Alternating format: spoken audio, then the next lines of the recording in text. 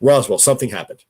That's pretty clear. The details of what actually happened is still up for debate.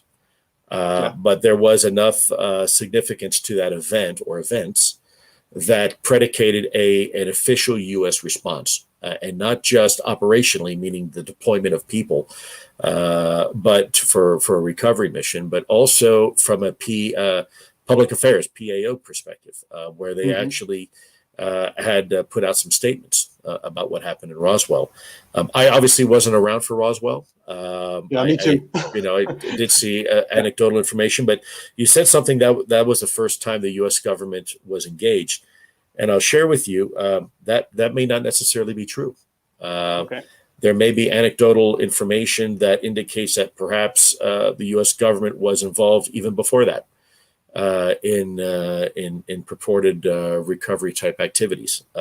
You mean probably 42 in Los Angeles or something, or? I don't want to elaborate yet. I think some information is going to come to light here probably pretty soon about some interesting incidents. Again, it's not up to me, and there's some people out there that are willing to come forward, I think. But that aside, I just want to.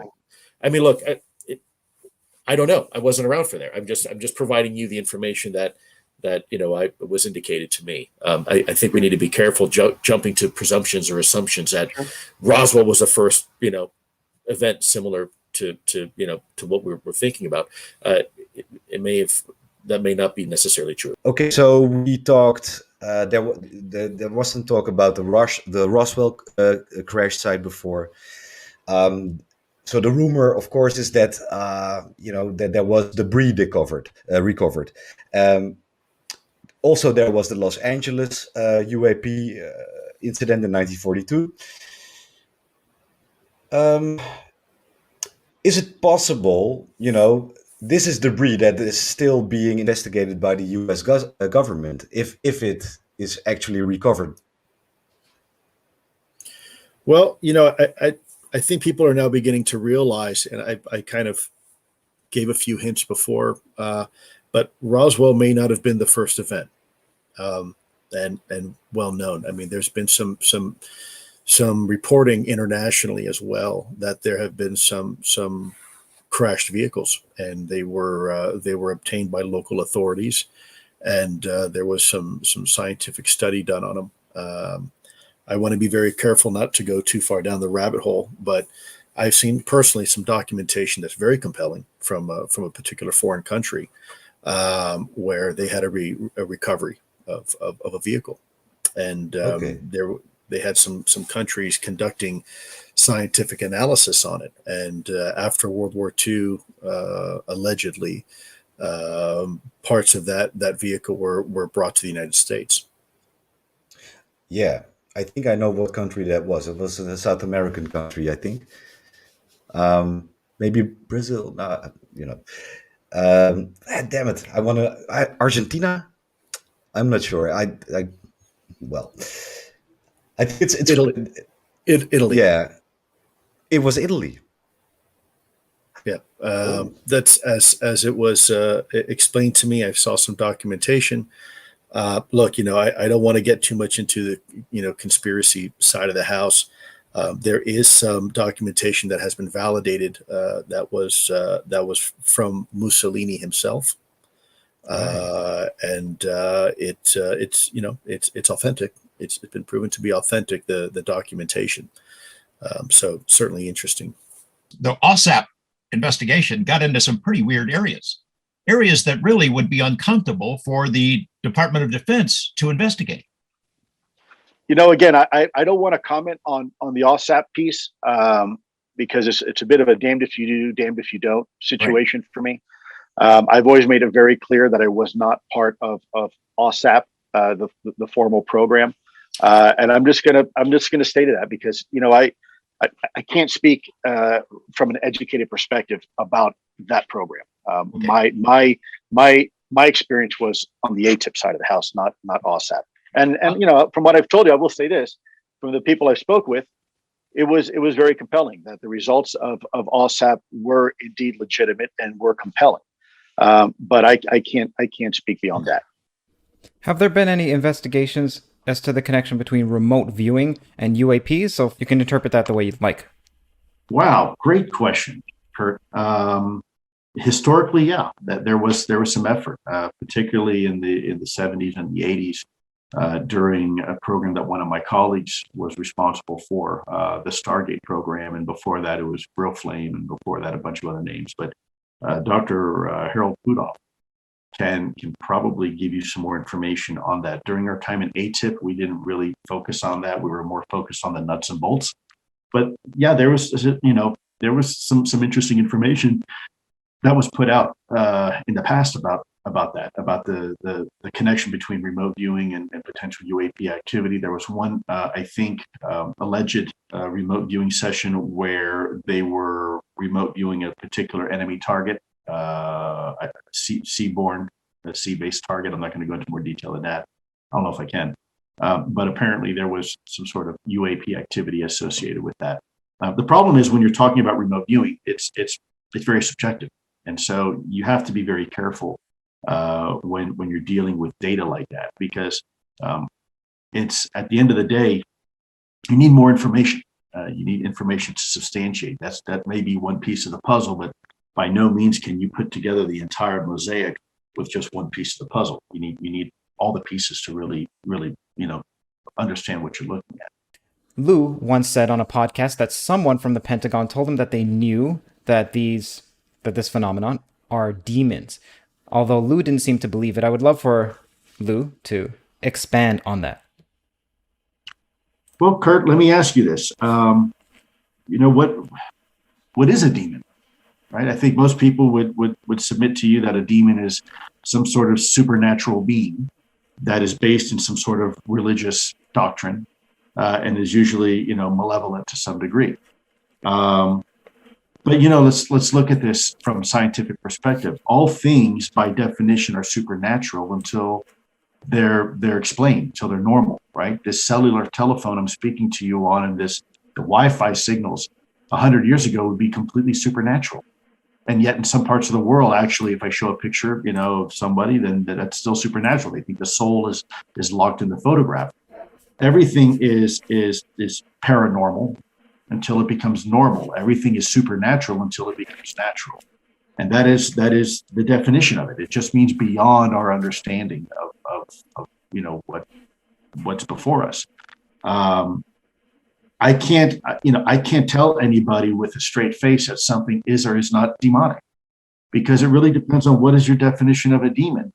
And at the end of the day, I've seen enough demons in my life in combat and warfare to know that, there really is true evil in this world. A lot of it is man-made, but I can't discount that. I don't personally believe that myself, but I'm a big firm believer of know thy enemy. If it turns out that these things are demonic, at least we know. I'd rather know than to guess. Do I subscribe to that line of thinking that these are demons? No, not particularly. What about angels? Great question. It's exactly the same thing.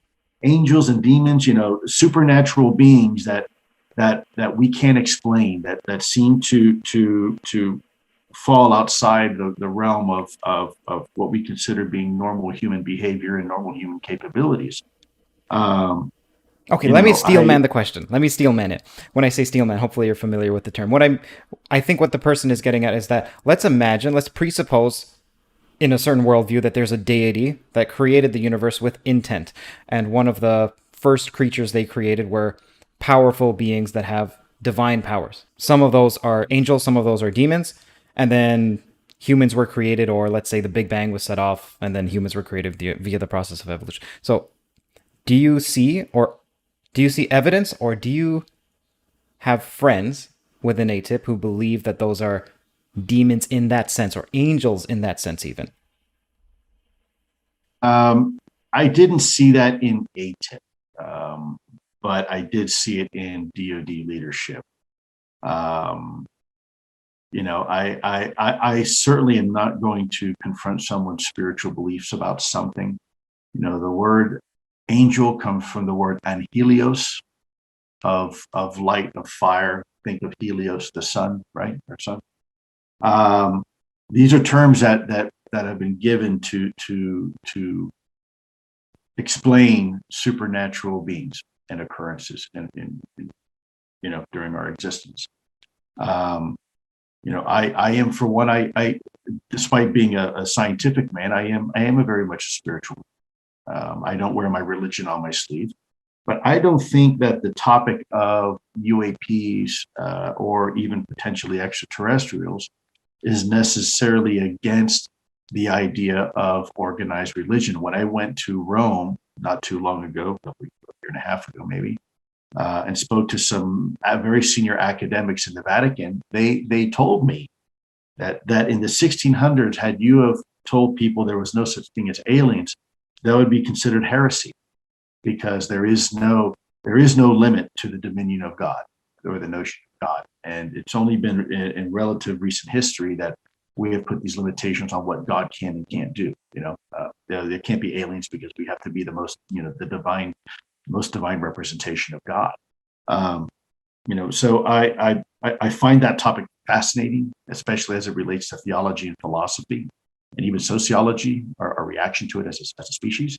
But I did not come into contact with that, and if it was an AATIP, it was kept hidden from us. No one talked about that. No one seemed to have any type of religious aversion looking into this topic. And personally, I'm curious if what's going on at Skinwalker. Did AATIP study that? And I know you don't like to espouse, but what do you think is going on there? Sub question. Let me say it before I forget it. And then I wanted to know, is there a connection between Bigfoot and UFOs? Because there seems to be a confluence of that at Skinwalker, at least. So I worked with colleagues that were focused on the OSAP and the Skinwalker phenomenon. What I can say is that they are very convinced, and I think I am too, that there are things that probably go bump in the night that probably need further explanation. But that was not my portfolio, and I don't want to speak to that because I simply don't know. That was done at a time with the tremendous efforts of Mr. Bigelow and the former director, OSAP director, and a lot of folks from Bigelow Aerospace. And the data was very compelling. I'll say that. It was absolutely compelling. And I think Mr. Brandon Fugel now and others have recognized the validity of some of that data. But that's all I'm prepared to say about that. As far as Bigfoot, I'm going to share something with you. And I hope that this doesn't turn anybody off. It's probably going to turn me on.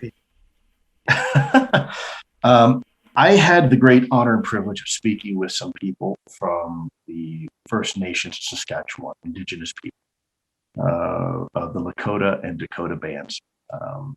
These are individuals who are fiercely proud, have an incredible heritage, and have nearly 10,000 years of oral tradition, okay, in this continent. And they have an incredible connection to the land. And I was asked by someone there, and I'm not going to say who it was, but a very senior individual who was associated with the First Nations people. And he asked me, he said, "I want to ask you a question, Lou. Have you ever seen Sasquatch?" I said, "No, sir." She said, "I'm going to ask you one more time. Are you sure you've never seen Sasquatch?" I said, "Sir, I've never seen Sasquatch." And he said, "Well, that's good. Because from my people's perspective, Sasquatch is a spirit that protects our women and children, and a spirit of the forest. And if you see a man see Sasquatch, it means your heart is impure." And I wasn't prepared for that. I was like, holy smokes, sure glad I haven't seen Sasquatch. Interesting. But yeah, that was their take. Very, very interesting. But who among us have pure hearts? Well, that's a whole other question, right? I don't think any of us really do have pure hearts, but the fact that they see it that way, I found very, very interesting. It's very unique perspective, and I think if anybody has a right to have a narrative on Sasquatch, it's certainly Indigenous people. So I found that, again, I can't tell you whether or not that's true. I can just tell you what was told to me. But there you have it. As for Skinwalker in general, you just think your statement is there is something that's going bump in the night, or you think there is. Nothing more can be said about that. I'm hugely interested in Skinwalker. Kurt, at some point, more is to be revealed. Yeah, I don't want to go down any rabbit holes prematurely. This is a very complex universe we live in, and it's a system, and we're learning more and more about the reality of life and the transition of what birth means and the transition of what death means, and human consciousness and human spirit and whatnot. Suffice it to say, we probably really don't have a very good handle right now on understanding what lies beyond our five senses. I've said this before. We have five fundamental senses for which we judge our environment. And if you can't touch it, taste it, hear it, smell it, or feel whatever,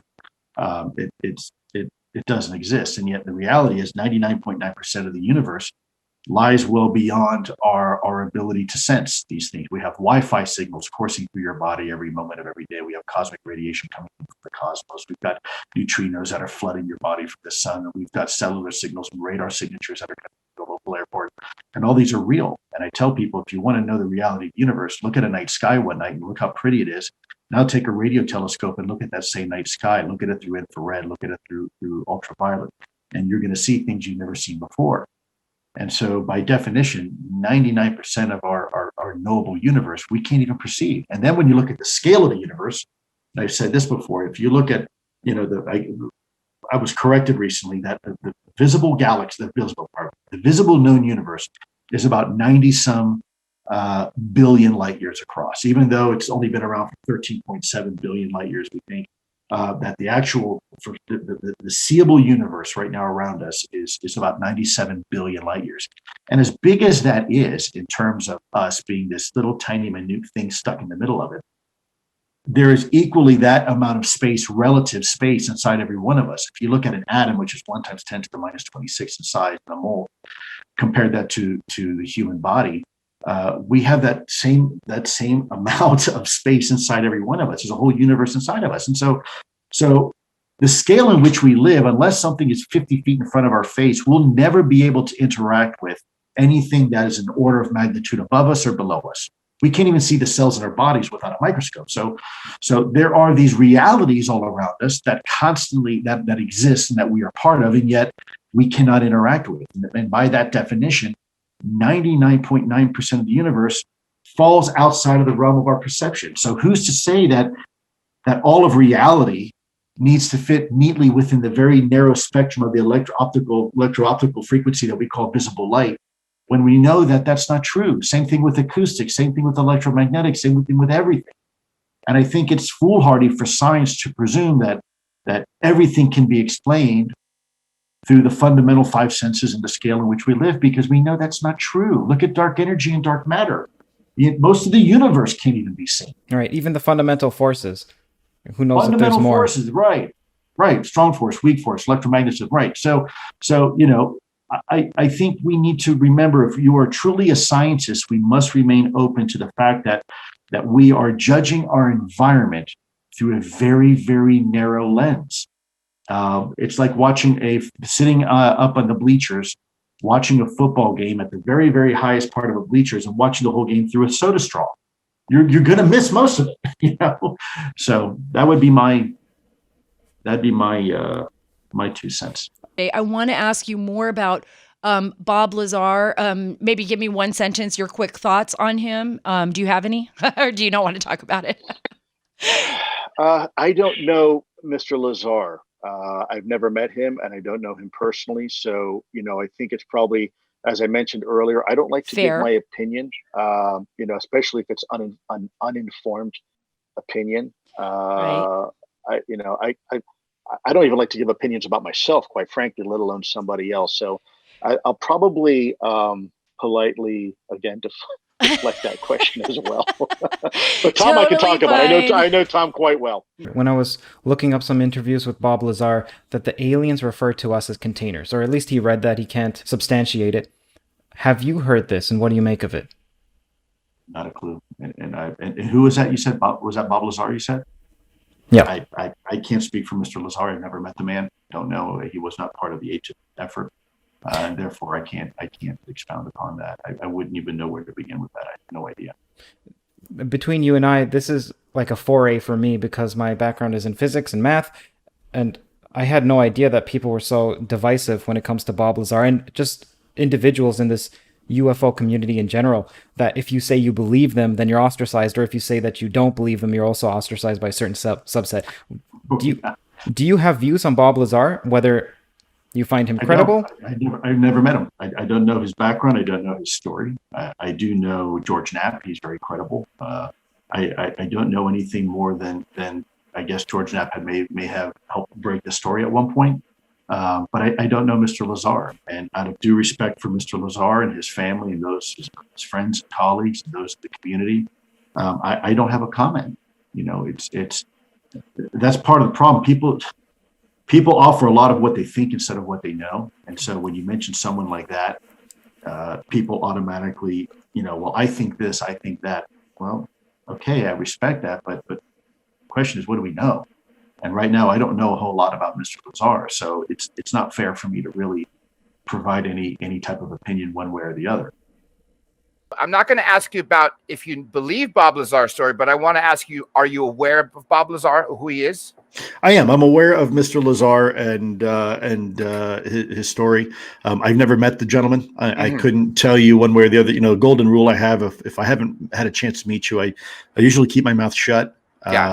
Just because I simply don't know. And, I think this community is full of people with opinions, and we don't always necessarily know, but we believe or we think.